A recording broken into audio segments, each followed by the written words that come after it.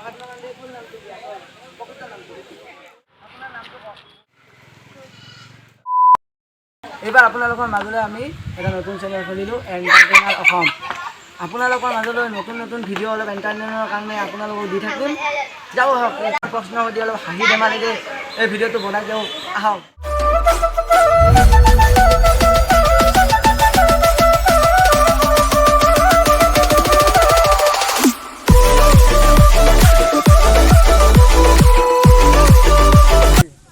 ভাইটি শুনাচোন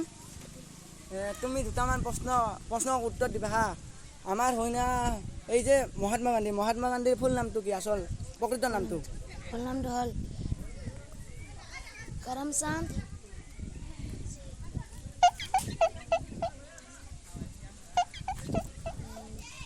নাজানা নহয় জানিছিলোঁ কিন্তু ভুলি গৈছোঁ এই যে আমাৰ হয়না ভাৰতৰ প্ৰধানমন্ত্ৰী কোন নৰেন্দ্ৰ মোদী আৰু এই যে আমাৰ নতুন করে যে রাষ্ট্রপতি হয়েছে রাষ্ট্রপতিজনের নাম কি ভারতের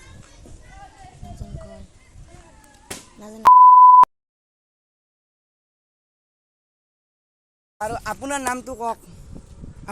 কক মোর নাম কি কম আপনার নাম নাই মোর নাম নাই আর প্রশ্ন করিম হা আমার হয় না এই যে মহাত্মা গান্ধীর আসল নামটো কি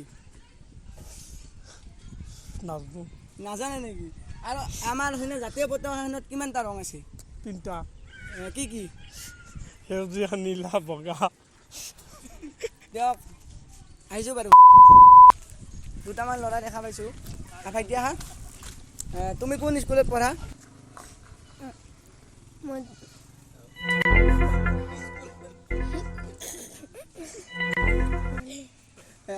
তোমাৰ নামটো কি শুভঙ্কৰ মণ্ডল হা শুভঙ্কৰ মণ্ডল ক্লাছ কিমানত পঢ়া 6ত তোমাক এটা মই প্ৰশ্ন সুধিম ভাৰতৰ জাতীয় পতাকাখন দেখিছা জাতীয় পতাকাখন কেইটা ৰং থাকে 3টা কি কি বগা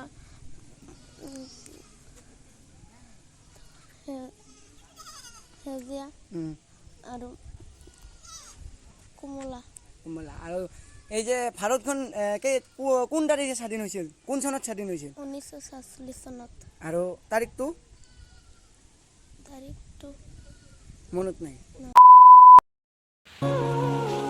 ভিডিঅ'টো ভাল পালে লাইক কৰিব শ্বেয়াৰ কৰিব আৰু ছাবস্ক্ৰাইব কৰি দিব